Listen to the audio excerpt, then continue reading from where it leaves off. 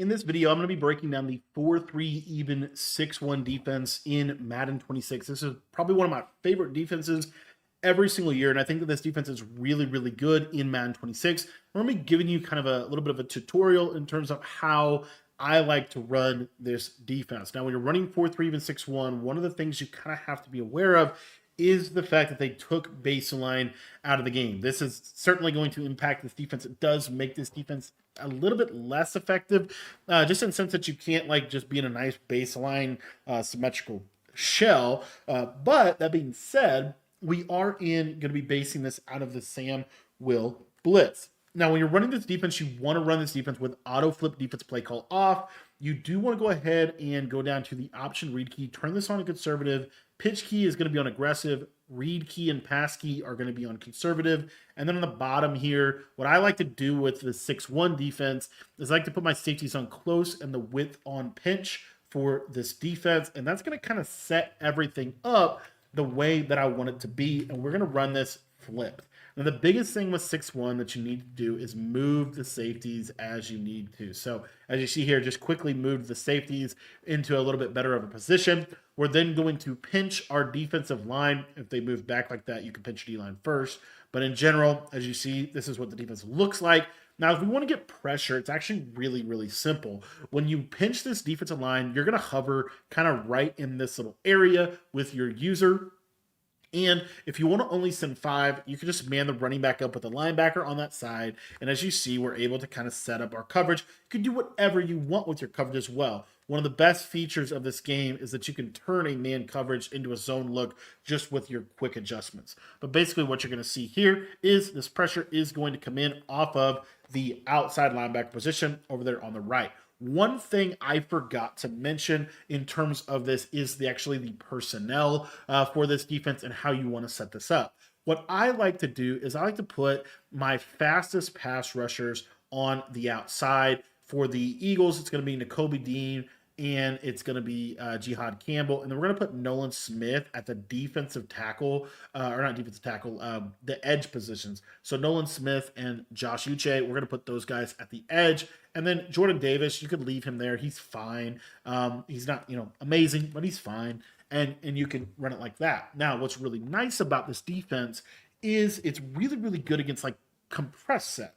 Like bunch or like bunch, it lines up perfectly. As you see, like this is about as perfect of an alignment as you could want in terms of that. And again, I like to just touch the safeties just because they're less likely to move when things happen. Like if they flip, you see here, like we're still in a good spot, right?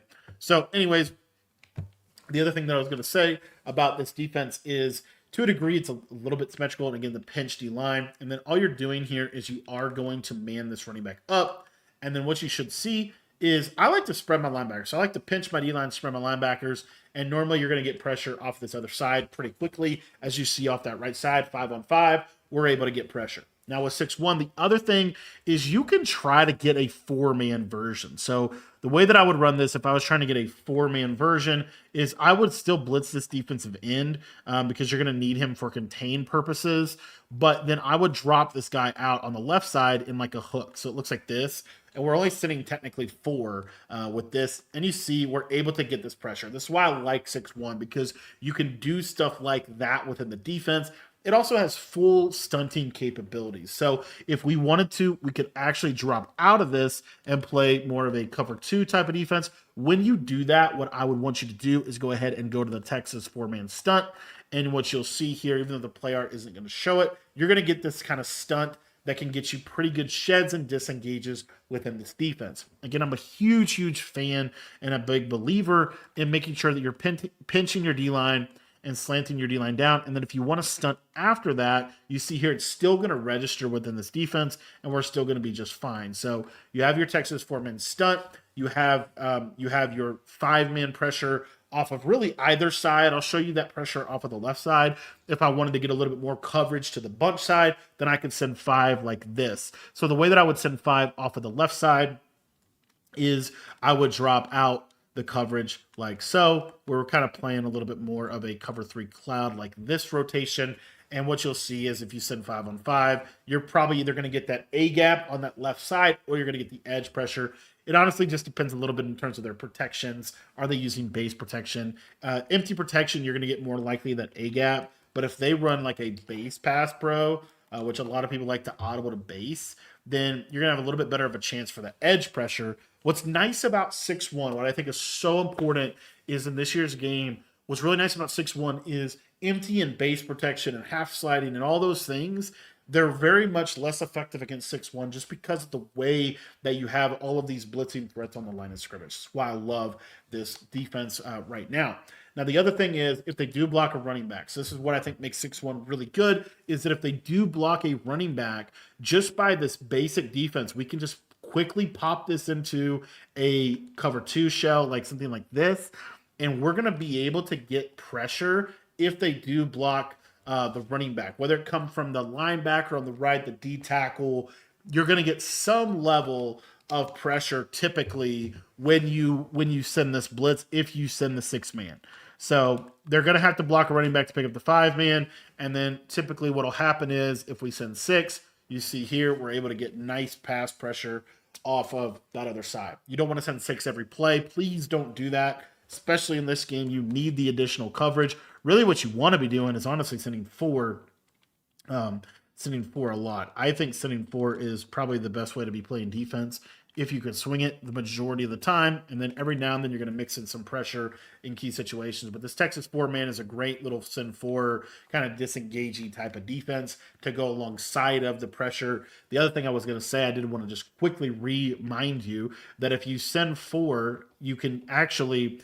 So like if I want to send 4 off of this left side, for example, what I can do on this right side is I can just drop this defensive tackle into coverage. And I know it looks a little weird, but it's really the best thing we have in terms of being able to send 4 in this game, because you can send 4 off of this left side. And a lot of times you're still going to get really good pressure in a send 4 scenario off of that edge right there. The D tackle didn't really do what we wanted him to do, but you can get some pressure. Is what I'm trying to say. Especially if they send 5 out, it just gives you the threat of pressure, which you have to. I mean, every defense has to have some level of a blitz threat, and this one has probably the best one. I mean, if you really think about it, this blitz threat is pretty decent in general, because if you do send 5, you're gonna guarantee it. Like 5-on-5, you're gonna get pressure, but 4-on-5. It could be a little bit less. It could be a little bit less consistent. The only other thing I was going to say is if you are playing hard flats, you can kind of utilize the hard flat as your contain, and so you can send 4 like this. This will probably be a little bit better. And as you see, we get the A gap off that left side with that DT. That A gap's going to be kind of a scary A gap. It's not necessarily an amazing one. It's more of like just a scare, but it actually can get pretty decent pressure. And I'll show it one more time here. So again, if we want to drop this defensive end and avert, something like that, you see there's that A-gap rush, and you're able to have a pretty decent little defense. Now, again, that's against empty protection. If they go to base protection, okay, if they do go to base protection, you're still going to be in a pretty good spot because of the nature of how this is going to work. So if they do go to empty protection, again, I like to just sit in a basic shell like this, but what you'll see here is we should get the edge pressure very clean in that scenario. So this is why 6-1 is probably the #1 defense in the game right now, and it is well equipped to be able to handle the run. It's very, very good against the run. Really, the only thing you have to worry about with 6-1 is kind of the alignment that it can give you at times. And I will show that real quick. I just want to cover that briefly. So let's say that somebody comes out in a bunch, right? And this is something that a lot of people like to do. They'll audible to a trips. And so you see how this can, to a degree, slightly misalign. It doesn't technically misalign. This is why we want to be in Samuel Blitz, because you still have the blitz threats. So what you're going to do is you're just going to adjust out of this. The biggest thing is you have to keep these safeties in. Like these safeties in tight is really, really key for like a trip set. You don't want this safety, for example, to be all the way over across the field. You want both safeties because that's going to give you the best adjustments to handle this. So if you do get a trips look, what I like to do is play cover 2 on the trips side. So the way we're going to do that is we're actually going to take this linebacker. We're going to put him in a hard flat or a curl flat based on what you want to do. Okay. Now, another way we could do that, let's say we want to send more pressure. We could put our user in a hard flat. It's kind of a little bit of advanced adjustment. You could put your user in a hard flat and you could switch stick off of him. So it could look something like this. on that left side. Totally, totally reasonable. Another thing that you could do against trips, because the tight end is compressed like this, is you could put you could actually get away with putting like an inside quarter or a middle third here on the right side, and then on the left side you can now get into a cover two if you wanted to play more cover two, right? I know this looks a little wonky, but this is actually a really pretty decent defense and pretty decent way to play. Another thing that you could honestly do is just man the tight end up. You can do it like that as well, where you're able to kind of get a lot of the field covered. But what's really nice in terms of when we want to attack a trip set, it's very clean pressure. Like your pressure is going to be very, very clean. That could have potentially, really the only reason for that right there is probably just because we sat there for so long. And you see here, like these safeties, they did move. It's honestly not terrible. Like we're not in a terrible position, if you will. Like we could easily play, just our basic defense. I mean, I think this right here is pretty decent against trips. You've got to have that vert hook defender. If you wanted to, you could move this guy just a little bit like this. But really, we're okay. And then we're able to get really, really nice pressure. I think I forgot to, I must be forgetting to spread my linebackers. Let me do that. Let me make sure I get those linebackers spread out. And let me get a little better hover. And you'll see that this is a pretty good little defense. So we pinch, spread, and then we'll kind of set up a coverage. Another coverage that I really like is I can also blitz off the running back side, which is a little easier for me to use when I blitz off the running back side. So that's another thing. If I wanted to blitz off this running back side, then I could just get a lot of coverage here to the left side, do something like that.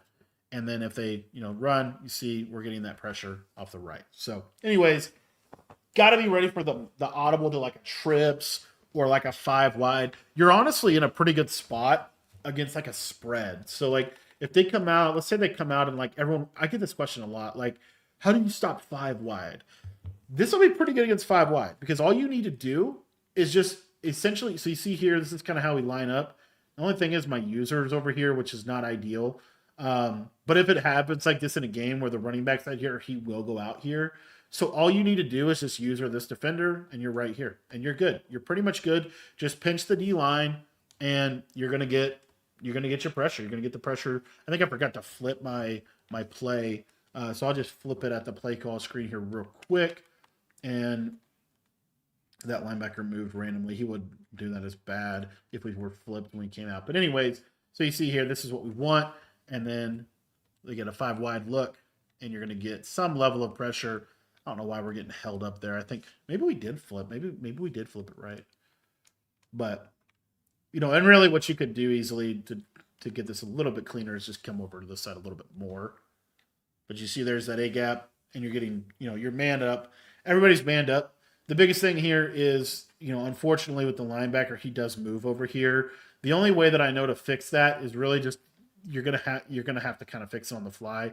And this is again for the empty trio where the running back is out there. If the running back is, let's say it's like just like a basic empty, something more so like this, then what you're gonna get is you're gonna get a pretty you're gonna still be in a pretty decent spot. So you see how the linebacker, like you just got to find this guy. And then really, if you move the safety over like this, you're still, somewhat lined up how you would want to. So anyways, you have to be ready for that within these 5 wides. This is the one thing that's going to give 6-1 a little bit of issues is like a super 5 wide type of spread set. But the biggest thing is just kind of adjusting and adapting from the basics that we talked about. And if somebody's in 5 wide or some of these, super spread sets, they don't have the routes that a bunch set has to be able to break down coverages easy. So you're going to still be in a pretty good spot defensively for this. It's also really, really good against any kind of compressed set. You're going to see compression this year. Compression is really good just because of the routes that you get from being in a compressed set. But as you see, I mean, we're able to defend, these compressed based offenses pretty good within this defense. I got to use the running back a little better there, but anywho, that is a little bit about 6-1. There's obviously a lot more we could talk about. I am going to be releasing a 6-1 defensive ebook in our school community. So if you're not a member of my school community yet, make sure you sign up for that. It's only $10. It gets you access to all of my offensive and defensive ebooks for both Madden and for college football. So if you want to sign up, that link is going to be down in the description below.